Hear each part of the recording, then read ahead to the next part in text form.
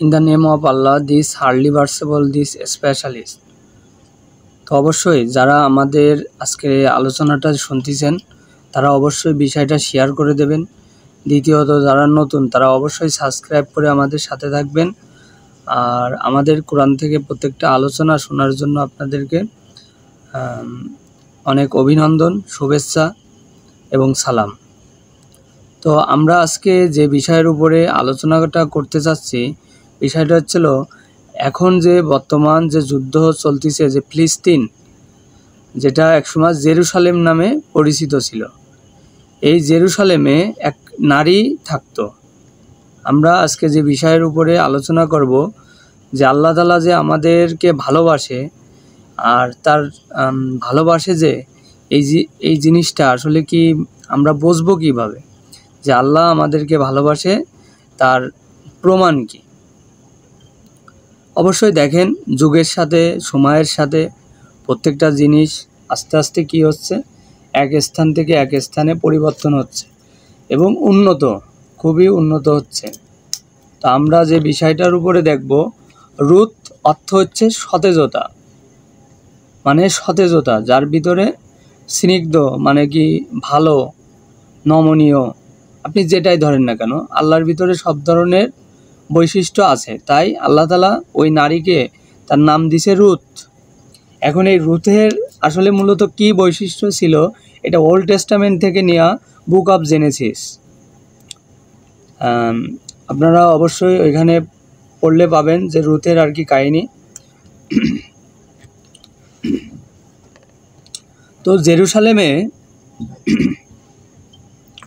প্রচুর পরিমাণে আকাল পড়ছিল। আকাল বলতে কি বোঝেন, হয়তোবা দুর্ভিক্ষ তো বোঝেন, যে এখনও দেখা গেল ফিলিস্তিনি দুর্ভিক্ষ চলতেছে, সেই সময়ও দুর্ভিক্ষ ছিল। তো এই দুর্ভিক্ষ ঠিক হয়েছিল কিভাবে আমরা একটু দেখব। তো যখন দুর্ভিক্ষ শুরু হয়েছিল তার আগে ওই নারীর যে ছেলের সাথে বিবাহ হয়, সেই ছেলেরা দুটো ভাই ছিল, দুইটা। তো একটা ভাই মারা গেছে, পরে আবার আরেকটা ভাইও মারা গেছে। দুই ভাইয়েরই দুইটা স্ত্রী ছিল, তার ভিতরে রুথ একটা স্ত্রী, এবং ওই যে দুটা ছেলে ছিল তার মা ছিল, তার মা বেঁচে ছিল এবং তার পিতাও মারা যায়, ওই ছেলেদের পিতাও মারা যায়। ওরা তখন চিন্তা করলো, জেরুসালেমে তো এত অভাব দুর্ভিক্ষ, আমরা এখান থেকে চলে যাব। তা আমরা কোথায় চলে যাব? আমরা বেথলেহেম শহরে চলে যাব, বেথলেহেমে চলে যাবে, অর্থাৎ এই বাইতুল মুকাদ্দাসের আশেপাশে তারা চলে যাবে। তখন ওইখানের এক রাজা খুব দানশীলা ছিল, সে তাদেরকে সবসময়ের জন্য খাবার এবং আহার দান করত। তখন তারা মনে করলো এখানে চলে যাবে। কিন্তু দেখেন, আল্লাহ তাআলা আমাদেরকে এখান থেকে বোঝাচ্ছে যে আমি ওই নারীর ভিতরে আমার বৈশিষ্ট্য কী জন্য রাখছি।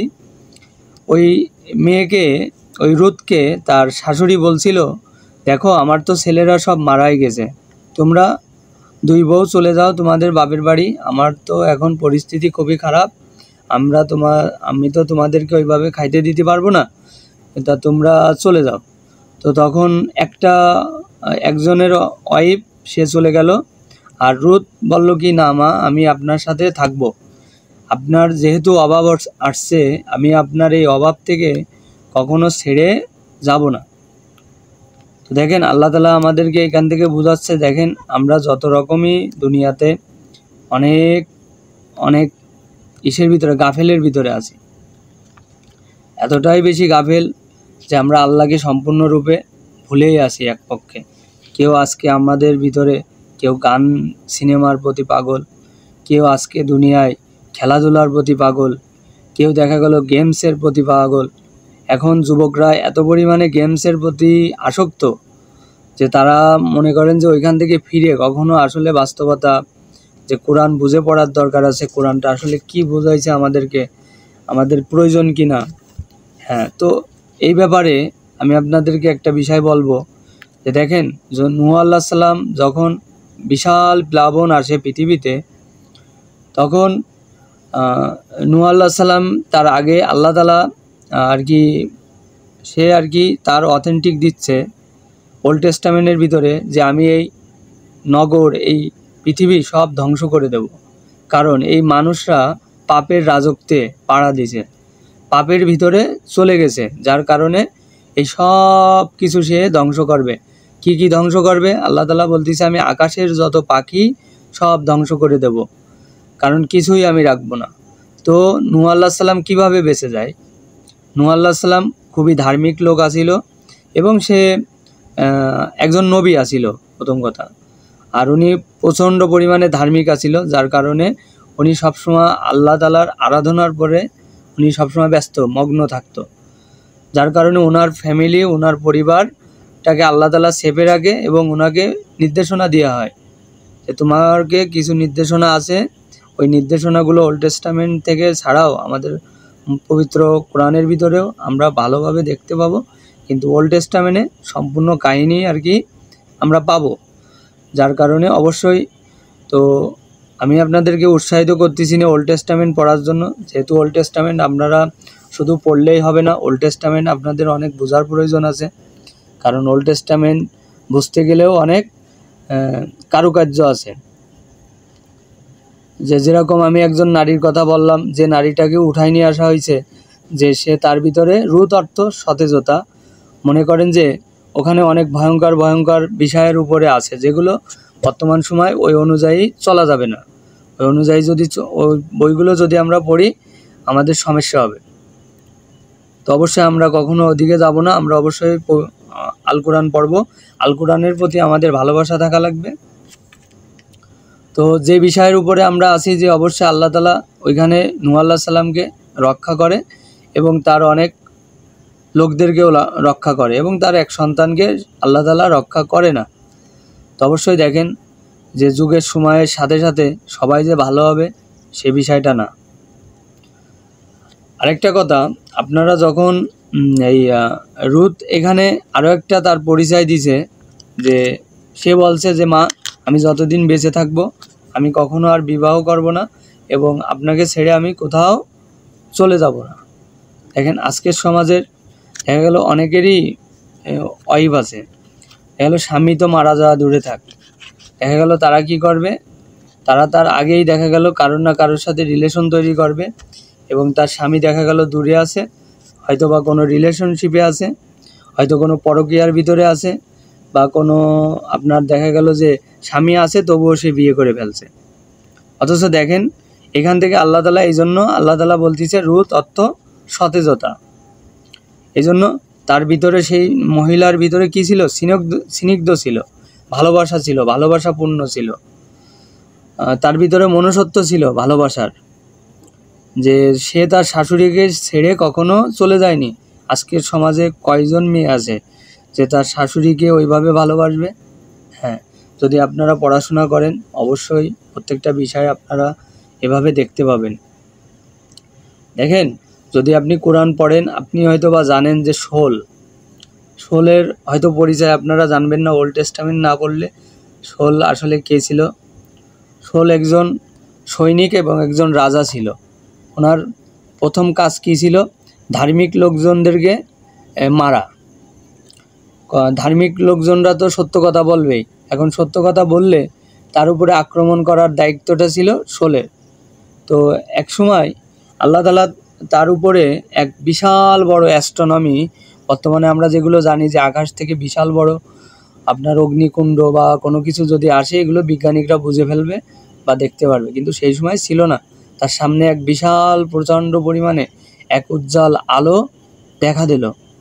তখন শোল মাটিতে পড়ে গেল ঘোড়ার থেকে, এবং সে যখন ঘোড়ার থেকে মাটিতে পড়ে গেল তখন সে আল্লাহ তাআলা দূর প্রান্ত থেকে তাকে বলতেছে, শোল তুমি তো আমাকে অনেক কষ্ট দাও। এখন উনি চিন্তা করতেছে যে, এখন সে বলতেছে, প্রভু আপনি কে, যে আমি যে আপনাকে অনেক কষ্ট দিই, এটার কারণ কি? তো অবশ্যই যারা আমাদের চ্যানেলে নতুন অবশ্যই আমাদেরকে সাবস্ক্রাইব করবেন, আমাদের সাথে থাকবেন এবং আমাদের ইসলামের পথে কাজ করার জন্য সুযোগ করে দেবেন, এবং অবশ্যই আপনারা এই বিষয়টা ভালো লাগলে শেয়ার করে দেবেন এবং সবাইকে জানাবেন। তো অবশ্যই এখানে শোল যখন পড়ে গেল মাটিতে, তখন কি হলো? তখন আল্লাহ তাআলা দূর প্রান্ত থেকে তাকে বলল, শোল তুমি তো আমাকে অনেক কষ্ট দাও। তখন শোল বলতেছে, প্রভু আপনি কে? যখন এই কথা বলছে তখন প্রভু কিছু বলিনি, আল্লাহ তাআলা ওইখান থেকে চলে গেছে বা আল্লাহ তাআলা তাকে একটা মহিমা দেখাইছে। তো সে অনেক খারাপ লোক ছিল, দুষ্টু লোক ছিল, যারা ধার্মিক পথে কাজ করত তাদেরকে বাধাবিঘ্ন এবং তাদের মারধর এবং তাদের মেরে ফেলতো, এই কাজগুলো সে করত, তার সৈন্যবাহিনী, তার কাজই ছিল এগুলো। তো আল্লাহ তাআলা তাকে ওই নমুনা দেখানোর পরে তার দুটো চোখ নষ্ট হয়ে যায়। যখন তার দুটো চোখ নষ্ট হয়ে যায় তখন ঈসা আলাইহিস সালাম ওনার ওই দুটো চোখকে ভালো করে দেয়। তো উনি তারপর থেকে ঈসা আলাইহিস সালামের ধর্ম যে হচ্ছিল খ্রিস্টীয়, এই ধর্ম প্রচারের কাজে উনি বিশালভাবে কাজ করে। এই কাজটা কেন করে? কারণ দেখেন আল্লাহ তাআলা তাকে একটা খারাপ মানুষকে, দেখেন আমি আপনি পারবো না কোনো খারাপ মানুষকে ভালো পথে আনতে, কিন্তু আল্লাহ তাআলা এরকম নির্দেশনা আপনাকে যদি খারাপ থাকেন আপনাকে দেখাবে, দেখানোর পরে আপনি দেখবেন যে হ্যাঁ তাই তো, আপনি ভালো হয়ে যাবেন, নিজের মন থেকে ভালো হয়ে যাবেন। আর কেউ যদি নিজের মন থেকে ভালো না হয় তাহলে কোনোভাবে সম্ভব না। তো এভাবে আমরা অবশ্যই আজকে দেখলাম যে আল্লাহ তাআলা তার হচ্ছিল একটা নারীর মাধ্যমে এখানে দেখাচ্ছে সতেজতা, স্নিগ্ধ। অবশ্যই আপনারা যখন রুথ নামক এই বিষয়টা পড়বেন আপনাদের চোখ থেকে অঝরে কান্না আসবে। আর হাজারো ঘটনা, হাজারো কাহিনী এভাবে রুথের ভিতরে বলা আছে। শুধু এক রুথ কেন, এটা আপনাদেরকে একটা বই দেখালাম। দেখেন যারা পৃথিবীতে ভালো ভালো কাজ করে আল্লাহ তাআলা তাদেরকে পবিত্র কোরআনের ভিতরে, মহাগ্রন্থগুলোর ভিতরে আনে। তাওরাত, জবুর, ইনজিল, কোরআন, এই কিতাবের ভিতরে যখন দেখবেন কারুর নাম চলে আসছে হয়তো তারা অনেক ভালো কাজ করছে। যেরকম লুকমান একটা সূরা আছে, অবশ্যই আপনারা দেখবেন ওই সূরার ভিতরে, লুকমান নামক ওই সূরার ভিতরে লুকমান আলাইহিস সালাম বলতিছে যে তার সন্তানদেরকে, তোমরা কি করো, তোমরা আমার ভিতরে যে চরিত্র গুণাবলী আছে সেগুলো তোমরা তোমাদের ভিতরে ধারণ করো, অতএব কি লুকমানের সন্তান হয়ে যাও তোমরা। তো লুকমান কি ছিল? নম্র, ভদ্র এবং বেহুল্লাপানা ছিল না। আর এই কারণেই ওনাকে সুন্দরভাবে, দেখেন এভাবে প্রত্যেকটা বিষয়ের উপরে পুরো কোরআনটা স্টাডি আছে। কোরআনে আমরা ভাবি যে কি আছে, কোরআনে মূলত কি আছে, কোরআনে মূলত এই সমস্ত পর্যায়ক্রমের হাজারো কাহিনী আছে, যে কাহিনীগুলো আমাদের ব্রেন, মস্তিষ্ক সবসময় ভালো করার জন্য। কিন্তু আপনি যদি অন্য বই পুস্তক পড়েন, যেরকম এই যজুর্বেদ, সামবেদ, ঋগ্বেদ, অথর্ববেদ, গরুড় পুরাণ, পদ্ম পুরাণ, বা আপনি অন্য যা কিছুই পড়েন না কেন, কারণ এগুলো আমি অনেক পড়ছি, আমি পড়ে দেখেছি, এগুলোর ভিতরে আপনি যতই পড়াপড়ি করেন না কেন, কারণ সাধারণভাবে আপনি এগুলো বুঝবেন না, এগুলো অনেক পড়াশোনা, অনেক জ্ঞান গভীর লাগে, আর অনেক মেধা শ্রম আপনার ওইখানে খাটানো লাগে। আপনি ওল্ড টেস্টামেন্টও সহজে বুঝবেন না। আল্লাহ তাআলা তার গ্রন্থগুলোর ভিতরে সামান্যতম অল্প একটু বলবে এবং পুরোটা আপনার বুঝে নেওয়া লাগবে। এটাকে বলা হয় নলেজ। এই নলেজ মনে করেন সবাই খাটাইতে পারে না। এজন্য আমরা কি করা লাগবে? আমরা কোরআনটা বুঝে বুঝে পড়া লাগবে। যদি আমরা কোরআন বুঝে বুঝে পড়ি আমাদের অনেক উপকার আছে। এই দুনিয়াতে শুধু উপকার না ভাই, মরার পরে আরও অনেক বেশি উপকার পাবেন আপনি, আপনার ফ্যামিলি উপকার পাবে। পৃথিবীতে আল কোরআন যারা মানে তাদের পরিবার সুন্দর থাকবে এবং তারা মরণের পরেও কি হবে? চিরস্থায়ী জান্নাত পাবে। আর আমরা অবশ্যই আজকে একটা বিষয়ের উপরে থাকলাম, আল্লাহ তাআলার সতেজতা, আল্লাহ তাআলা কেমন সতেজতা, এবং সে আল্লাহ তাআলা ইনজিল কিতাবের মাধ্যমে, ওল্ড টেস্টামেন্টের মাধ্যমে আমাদেরকে বোঝাচ্ছে। অবশ্যই দেখো আমার সতেজতা যারা গ্রহণ করছে ইতিপূর্বে তাদের চরিত্র আমি তুলে ধরতেছি। দেখেন আজকে আমরা ভালো কাজ করব, দেখবেন আগামীতে আপনার ওই চরিত্র, আপনাকে দেখবেন যে আপনার ওই সমস্ত ইসের ভিতরে মানুষ আপনাকে মনে রাখবে। যেমন ওমর, আবু বক্কর, ওসমান, আলী, এনাদেরকে কেন মনে রাখছে? এনাদেরকে মানুষ মনে রাখছে ওনাদের ভালো কাজের কারণে, যার কারণে ওনাদেরকে আজকে এই যে আপনার মিশকাত শরীফ, মুসলিম শরীফ, বুখারী শরীফ, সুনানে ইবনে মাজাহ, আপনার হচ্ছে নাসাই ইবনে মাজাহ, এগুলো ভিতরে তাদের নাম কেন আসছে? কারণ তারা অনেক ভালো ভালো কাজ করছে, যার কারণে তাদের নাম ফুটনো হয়েছে। অবশ্যই আমরা এখান থেকে বিদায় নিচ্ছি। তো অবশ্যই আল্লাহ হাফেজ। যারা আমাদের চ্যানেলে অনেক সময় ধরে আমাদের বিষয়গুলো দেখলেন, আমরা তুলে ধরলাম আজকে আল্লাহ তাআলার স্নিগ্ধতা। অবশ্যই আল্লাহ তাআলার মন অনেক কেমন থাকে এটা সে একটা নারীর মাধ্যমে বুঝাইছে। সেই নারী ইচ্ছা করলে তার শাশুড়ির সাথে নাও থাকতে পারত, কিন্তু তারপরেও সে মানবিকতার সাথে রয়ে গেছে। তো আল্লাহ তাআলা আমাদেরকে বোঝাচ্ছে যে আমরা যতই অন্যায় করি না কেন আল্লাহ তাআলা আমাদের সাথে, উনি সর্বক্ষণ থাকবে, আমাদেরকে ফেলে চলে যাবে না। তো অবশ্যই আমরা যাতে ভালো হয়ে যাই, আমরা যাতে কোরআন বুঝে পড়ি। অবশ্যই এখান থেকে আমি বিদায় নিচ্ছি। আল্লাহ হাফেজ।